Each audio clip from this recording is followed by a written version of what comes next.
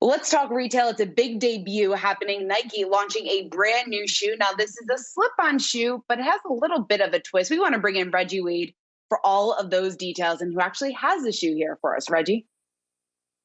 Yes, Shauna, thank you. One of the things that I've missed most about working from home, besides seeing everyone's smiling face in the newsroom, is our unboxings. We used to take these big shoes, we used to put them up on the desk and really get a sneak peek, a good look at them. But we're going to do this virtually. So I have the new Nike FlyEase Go, the Go FlyEase. It is Nike's first ever completely hands-free shoe. And here you have them. And what really stands this out from other shoes that may be considered slip-on is it has this thing called the bistable hinge. You see, this is the open position of the shoe. So you put your foot in and then it just snaps right into place. And then when you want to get out of them, you use this kickstand back here, put your foot on it, and boom, it opens right away. This is the latest in Nike's FlyEase design. FlyEase was, of course, designed in 2015 to help people with disabilities get in and out of their shoes. And this is the next generation. And I have to tell you, this is seldom as many shoes as I look do you see a shoe and say, wow, I'm really blown away. But this is really impressive. This is blowing me away. Hey, Reggie, I'm going to date myself here because I can go back to the original Vans on Fast Times at Ridgemont High. You mentioned helping people who might have a disability, but also, who is this shoe for? Is it for Spicoli or Mr. Hand? Is it for someone young or someone old, the teacher?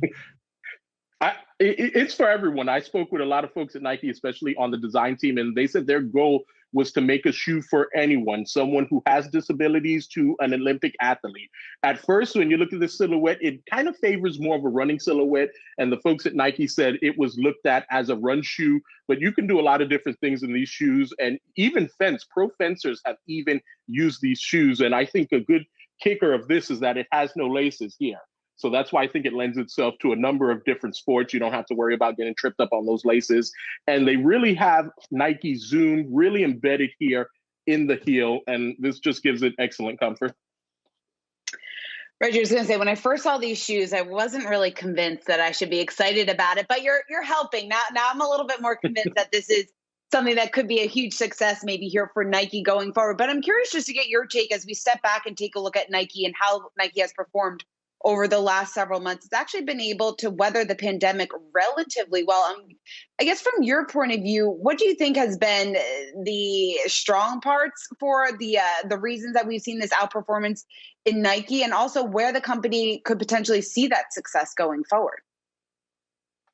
Well, Shauna, that's twofold. It's tech like this, and it's also tech within direct-to-consumer. Nike has really said, listen, we want to make a direct-to-consumer business model that's unparalleled. So when you go into the Nike stores, they just embed so much different features. There's right now in their new Nike by Eugene store, you can go in and you can actually grab a product and you can ship it right from the store. So you don't have to go back online. You can ship it right there from the store, wherever you want. So Nike is really saying that, listen, direct to consumer is what we're about. And they're really pushing the envelope. And quite frankly, they're doing it better than anybody else right now.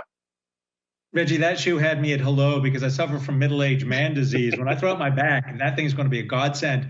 I'm curious, though, are we going to have that shoe on in 10 years as a collector item? Is it the kind of thing that will get the collectors excited?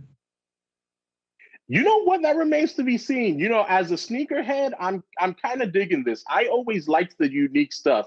I asked folks at Nike, is this going to be the future? Will we see this technology in a Jordan shoe or in another type of another type of shoe? And they said, you know, we don't want to give anything away, but we might. So I think that's based on whether they integrate this in other tech. If this becomes really common, then I don't think it would be a collector's item. But if this is as far as they go with it, I think definitely. Reggie, two-part question here. One, if I missed the price, how much do these shoes cost? And two, is this something that Nike is just targeting for here in the U.S., or is it more of a global marketing event specifically with this shoe?